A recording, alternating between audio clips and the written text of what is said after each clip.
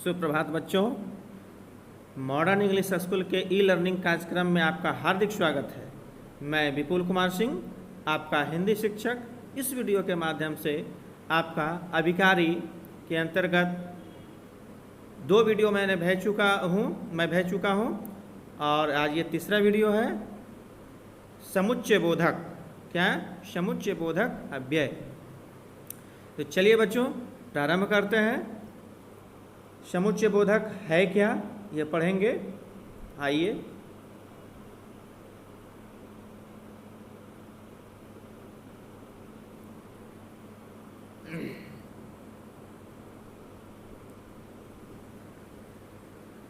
चलिए बच्चों, जो अव्यय तो कल समझा चुके हैं, इसके 2 वीडियो में समझा चुका आपको अव्यय क्या है, अभिकारी क्या है। जो अव्यय पद एक शब्द का दूसरे शब्द से, एक वाक्य का दूसरे वाक्य से अथवा एक वाक्यांश का दूसरे वाक्यांश से संबंध जोड़ते हैं। क्या बच्चों?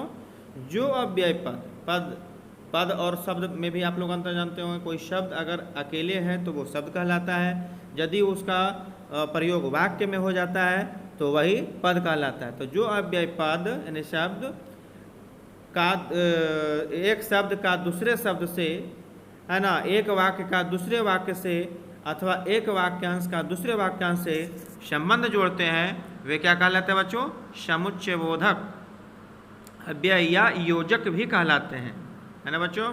चलिए उदाहरण लेते हैं कि राधा आज आएगी और कल चली जाएगी। आज आएगी और कल चली जाएगी, और शब्द जो है यही आपका योजक शब्द है, समुच्चय बोधक शब्द है, यह पद है। यहाँ और देखिए पद की जगह पर काम कर रहा है, और अगर अकेले रहेगा तो शब्द कहलाएगा। ठीक है बच्चों, तो राधा आज आएगी और कल चली जाएगी। तो राधा आज आएगी एक हो गया, कल चली जाएगी, तो ये दोनों को जोड़ने के लिए आपका और का प्रयोग किया गया है। यही आपका, है ना, क्या है? समुच्चय बोधक है, इसको योजक भी कहते हैं। चलिए बच्चों, इससे भेद कितने हैं? तो इसके भेद 2 हैं। कितने? 2। एक है समानाधिकरण समुच्चय बोधक और दूसरा क्या है? व्यधिकरण समुच्चय बोधक। क्या? पहला क्या है? समानाधिकरण समुच्चय बोधक और दूसरा क्या है? व्यधिकरण समुच्चय बोधक। चलिए बच्चों, तो अब बारी बारी से सबको हम पढ़ते हैं, है ना। आइए प्रारंभ करते हैं हम। पहला है समानाधिकरण समुच्चय बोधक। क्या बच्चों? समानाधिकरण समुच्चय बोधक। तो सबसे पहले इसका परिभाषा जानते हैं बच्चों, ध्यान से सुनेंगे, इसमें नहीं है लेकिन समझ लीजिए, ध्यान से सुनिए कि स्वतंत्र शब्दों, वाक्यांशों या वाक्यों को, फिर से सुनेंगे, स्वतंत्र शब्दों, वाक्यांशों, है ना, और वाक्यों को एक दूसरे से जोड़ने वाले अव्यय शब्द क्या कहलाते हैं? समानाधिकरण। इसमें स्वतंत्र की बात है बच्चों, कि स्वतंत्र शब्द मतलब एक अकेले अकेले 2 शब्द है, या वाक्यांश है ना, या आपका क्या वाक्य है। वाक्यांश क्या होता है बच्चों? ये थोड़ा सा समझ लेते हैं। वाक्यांश माने वाक्य का एक अंश होता है, यानी जिसको आप लोग पढ़ते हैं अनेक शब्दों का एक शब्द, वही वाक्यांश कहलाता है। जैसे इसका उदाहरण है कि जिसे देखकर डर लगे, यानी भयानक, वाक्यांश हो गया। जानने की इच्छा रखने वाला जिज्ञासु कहा जाता है, तो ये देखिए वाक्यांश हुआ।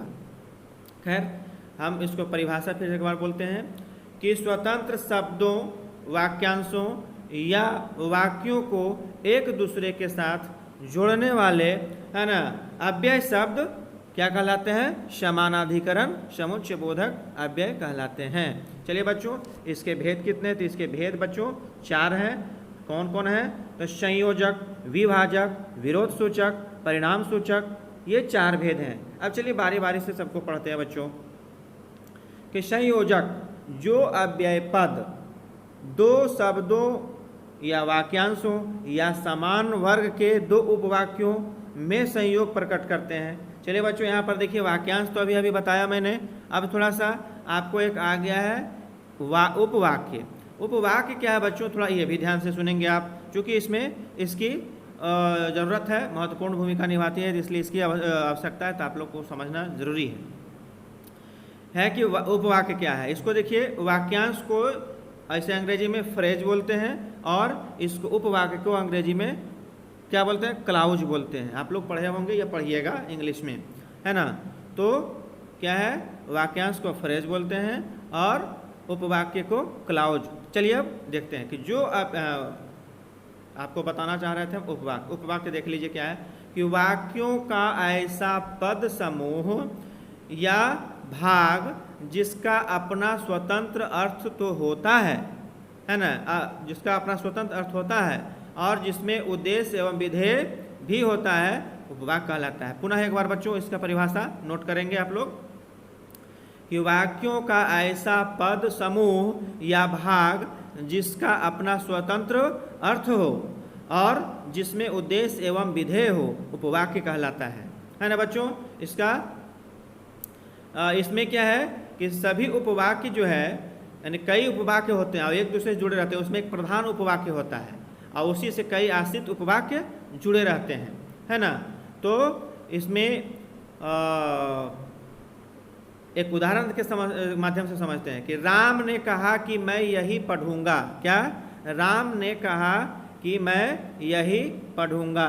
तो यहाँ राम ने कहा और की जो है शब्द है बच्चों, योजक शब्द है ना, ये जोड़ने का काम कर रहा है कि मैं यही पढ़ूंगा, ये उपवाक्य है। किसने कहा, तो राम ने कहा, ये मुख्य वाक्य हो गया, और मैं यही पढ़ूंगा उपवाक्य हो गया, है ना। राम ने कहा कि मैं यही पढ़ूंगा, कहा कौन, तो मुख्य ये हुआ, और मैं यही पढ़ूंगा ये उपवाक्य हो गया। की शब्द जो है ये जोड़ने का काम किया दोनों को, है ना, एक उपवाक्य और एक वाक्य को। चलिए बच्चों जब आगे बढ़ते हैं, हमको आशा है कि आप उपवाक्य और वाक्यांश समझ गए होंगे, अब दिक्कत नहीं होगा। चलिए, क संयोजक जो अव्यय पद दो शब्दों, वाक्यांशों या समान वर्ग के दो उपवाक्यों, माने एक ही जैसे उपवाक्य दो उपवाक्यों का संयोग प्रकट करते हैं, जो मतलब जोड़ता है, संयोग करना मतलब जोड़ता है, वे संयोजक कहलाते हैं। जैसे इसमें है बच्चों और, एवं, तथा आदि। जैसे राम और श्याम भाई भाई हैं, तो राम और श्याम भाई भाई कौन कौन है, राम और श्याम। देखिए राम और श्याम दोनों एक एक स्वतंत्र शब्द है, इसको जोड़ने का काम किया, और योजक शब्द है। इतिहास एवं भूगोल दोनों का अध्ययन करो, इतिहास एवं भूगोल दोनों क्या है, हिस्ट्री ज्योग्राफी। यहाँ पर एवं जो है आपका योजक शब्द है, जोड़ने का काम कर रहा है। फुटबॉल तथा हॉकी दोनों मैच खेलूंगा, फुटबॉल तथा हॉकी दोनों, यहाँ देखिए फुटबॉल और हॉकी के दोनों को जोड़ने का काम किया है। चलिए बच्चों अब आगे देखते हैं, है ना। इसके बाद क्या है, इसके बाद आपका है विभाजक। क्या है बच्चों, विभाजक। कि विभाजक इसको विकल्प भी बोलते हैं, कहीं कहीं मिलेगा आपको विकल्प भी, विकल्प या विभाजक। जो अव्यय पद शब्दों, वाक्यों या वाक्यांशों में विकल्प प्रकट करते हैं, है ना, वे विकल्प या विभाजक कहते हैं। विकल्प मतलब अलग अलग उसको ऑप्शन देना होता है, इंग्लिश में विकल्प को ऑप्शन कहते हैं, है ना, विकल्प या विभाजक। तो यानी कि जो अव्यय पद शब्दों, वाक्यों या, है ना, वाक्यांशों में विकल्प प्रकट करते हैं, ये वैसे क्या हम क्या कहते हैं, विकल्प या विभाजक कहते हैं। इसमें देखिए बच्चों है कि चाहे, अथवा, अन्यथा, या, नहीं, तो, ये सब क्या है आपका विकल्प का है। जैसा है ना कि तुम ढंग से पढ़ो अन्यथा फेल हो जाओगे, विकल्प की बात है। विकल्प यही है कि तुम पढ़ो तभी पास करोगे, ऐसे पास नहीं करोगे। इसलिए यहाँ पर है अन्यथा जो है आपका क्या है, विकल्प। समुच्चय बोधक अव्यय जो है समानाधिकरण जो है कहलाता है। चाहे ये दे दो, चाहे वो दे दो, यानी चाहे शब्द जो है यानी कह रहा है कि विकल्प छोड़ रहा है कि ये दो चाहे वो दो। इस तरह से बच्चों आपका ये विकल्प या आपका क्या, विभाजक समानाधिकरण समुच्चय बोधक अव्यय है। चलिए अब इसका आगे है कि विरोध सूचक समानाधिकरण, विरोध सूचक समानाधिकरण समुच्चय बोधक। जो अव्यय पद पहले वाक्य के अर्थ से विरोध प्रकट करें वे विरोध सूचक कहलाते हैं। यानी बच्चों इसका परिभाषा है कि जो अव्यय पद पहले वाक्य के अर्थ से विरोध प्रकट करता हो उसे विरोध सूचक, है ना, समानाधिकरण समुच्चय बोधक कहते हैं। चलिए इसको उदाहरण से समझते हैं बच्चों। इसका है परंतु, लेकिन, किंतु। देखिए जैसे रोटियां मोटी है किंतु रोटियां मोटी किंतु स्वादिष्ट थी, यानी रोटियां मोटी किंतु स्वादिष्ट थी। यहाँ पर देखिए किंतु आ रहा है, आपका जोड़ने काम कर रहा है, क्या, विरोध सूचक। यहाँ पर अब कह रहा है कि रोटियां मोटी भी थी, विरोध भी कर रहा है, और फिर कह रहा है कि नहीं स्वादिष्ट भी। वह आया परंतु देर से, माने वह आ गया परंतु नहीं लेकिन देर से आया। यहाँ पर यह है, मैं तो चला जाऊंगा लेकिन तुम्हें भी आना पड़ेगा। यहाँ पर भी विरोध सूचक है आपका। चलिए अब इसके बाद हम अगले भेद की ओर बढ़ते हैं बच्चों। अगला भेद आपका है बच्चों परिणाम सूचक समानाधिकरण समुच्चय बोधक अव्यय। इसका परिभाषा है जब अव्यय पद किसी परिणाम की, यानी रिजल्ट, जब अव्यय पद किसी परिणाम की ओर संकेत करता है तो परिणाम सूचक समानाधिकरण समुच्चय बोधक अव्यय कहलाता है। चलिए बच्चों, तो इसको उदाहरण के माध्यम से समझते हैं।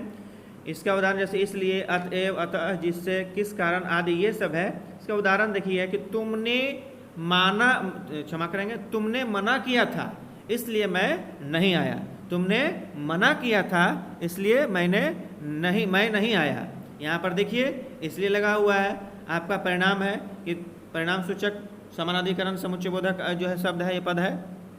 तुमने मना किया था इसलिए मैं नहीं आया, है ना। परिणाम ये मिला कि तुमने मना कर दिया था इसलिए मैंने नहीं आया।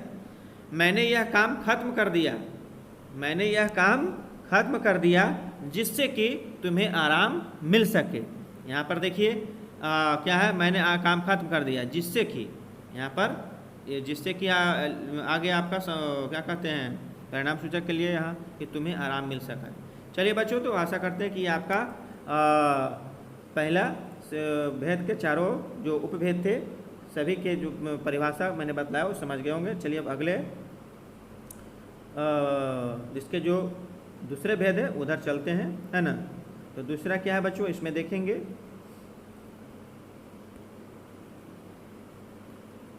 आपका है व्यधिकरण।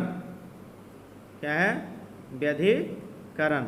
तो सबसे पहले बच्चों कि व्यधिकरण है क्या वो देखते हैं, है ना। तो व्यधिकरण समुच्चय बोधक अव्यय के भी चार भेद हैं। क्या है, चार भेद।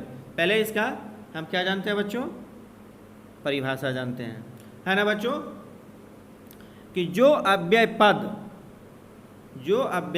या शब्द एक या अधिक उपवाक्यों को या आश्रित उपवाक्यों को प्रधान उपवाक्यों के साथ जोड़ता है। जो अव्यय पद एक प्रधान उपवाक्य से, है ना, कई अन्य आश्रित या निर्भर जो रहते हैं उपवाक्य उसको जोड़ते हैं, वही आपका क्या व्यधिकरण समुच्चय बोधक अव्यय कहलाते हैं। फिर से एक बार कि जो अव्यय शब्द एक या अधिक आश्रित उपवाक्यों को प्रधान उपवाक्य से जोड़ते हैं उसे हम व्यधिकरण समुच्चय बोधक अव्यय कहते हैं। चलिए बच्चों, तो अब हम इसको देखते हैं कि इसके कितने भेद हैं। तो बच्चों इसका भी चार भेद है। पहला है कारण बोधक, दूसरा है हेतु बोधक, है ना। कारण बोधक और हेतु बोधक एक ही है, दोनों को समझेंगे। संकेत बोधक, स्वरूप बोधक और उद्देश्य बोधक। चलिए बच्चों, इसमें हम लोगों को अब बारी बारी से पढ़ना है। क्या करना है, बारी बारी से पढ़ना है। तो देखिए अब हेतु बोधक क्या है, कि हेतु बोधक या कारण बोधक है कि जिस अव्यय के द्वारा वाक्य में कार्य या कारण का बोध स्पष्ट होता है। जिस अव्यय के द्वारा वाक्य में कार्य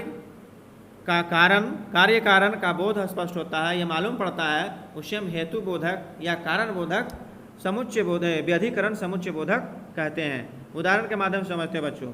इसका है कि क्योंकि, चूंकि, इसलिए, कि आदि। अब देखिए वह समर्थ है क्योंकि वह लंगड़ा है। वह समर्थ है क्योंकि वह लंगड़ा है। क्षमा करेंगे, वह असमर्थ है क्योंकि वह लंगड़ा है। वह समर्थ है तो वह क्योंकि वह लंगड़ा है, क्योंकि यहाँ पर देखिए आपका ये आ गया। चूँकि मुझे वहाँ जल्दी पहुँचना है, चूँकि मुझे वहाँ जल्दी पहुँचना है इसलिए जल्दी जाना होगा। यहाँ कारण बतला रहा है, वहाँ पहुँचना है। चलिए बच्चों, तो अगला है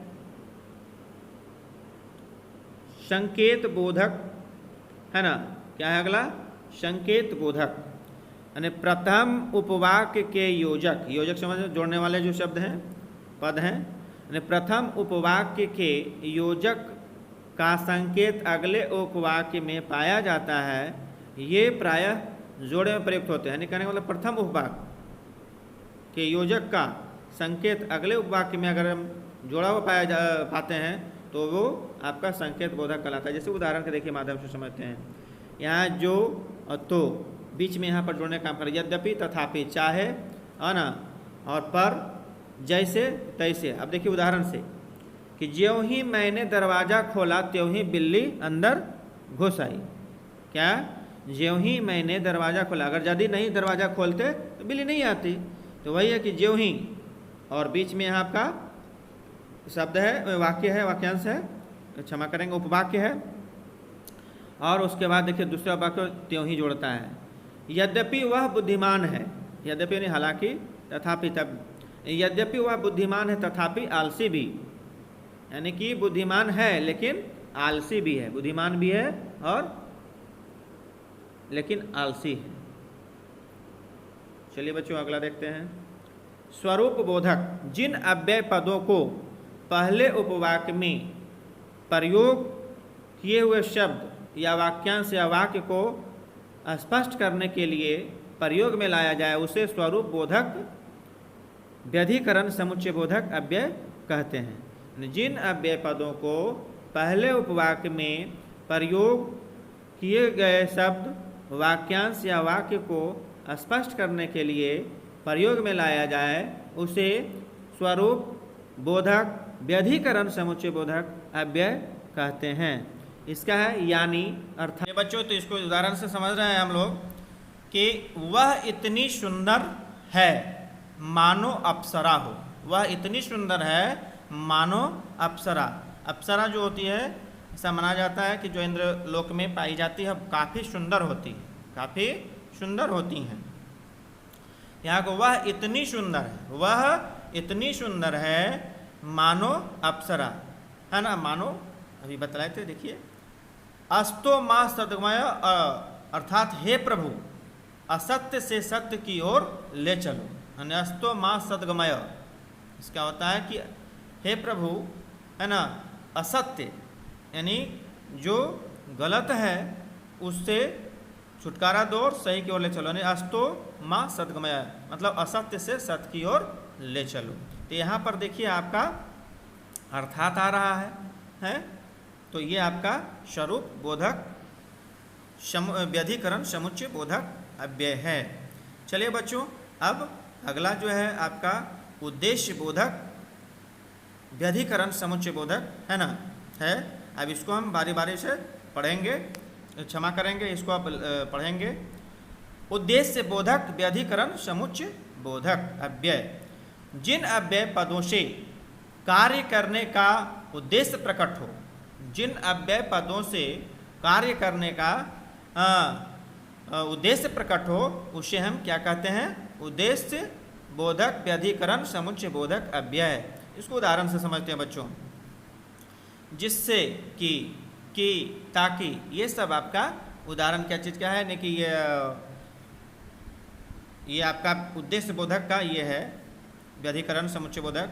वह बहुत मेहनत कर रहा है ताकि सफल हो। वह बहुत मेहनत कर रहा है ताकि सफल हो सके। इसमें देखिए आपका ताकि लगा हुआ है, उद्देश्य है यहाँ पर उसको सफल होना, इसलिए मेहनत कर रहा है। मेहनत करो जिससे कि प्रथम आ सको, मेहनत करो, है ना, जिससे कि प्रथम आ सको। जिससे कि मेहनत करोगे तभी तो जो है प्रथम आ सकोगे, अथवा संभव ही नहीं है। चलिए बच्चों, तो इस वीडियो में आपका संयोजक का अर्थात समुच्चय बोधक का सारे जो भी थे समाप्त हुए। आशा करता हूँ कि इस वीडियो को भली भांति आप लोग समझे होंगे, और यदि किसी प्रकार के कहीं से भी परेशानी, कहीं भी दिक्कत है तो आप पूछने के लिए स्वतंत्र हैं। अवश्य ग्रुप में या पर्सनल नंबर पर मुझसे पूछें और उसका समाधान तुरंत मिलेगा। इसके लिए आपको चिंता और हिचकिचाहट की ज़रूरत नहीं है। चलिए बच्चों, तो ये यहीं समाप्त करते हैं। इसके जितने भी महत्वपूर्ण बिंदु हैं उसको अपने उत्तर पुस्तिका में लिखकर मेरे नंबर पर भेजेंगे, है ना। ये तीसरा वीडियो है, तीनों का आप लिखेंगे, इसका हम प्रश्नाभ्यास भी जो है करवाएंगे, है ना। चलिए बच्चों, तो आज इतना ही, धन्यवाद।